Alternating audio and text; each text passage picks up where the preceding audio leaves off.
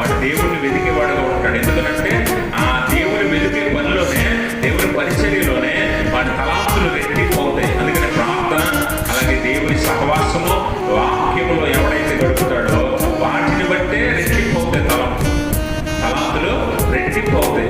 అలా రెట్టింపు తలాంతులు ఎవరు చేయగలడో వాడే నమ్మకమైన మంచి దాసుడు.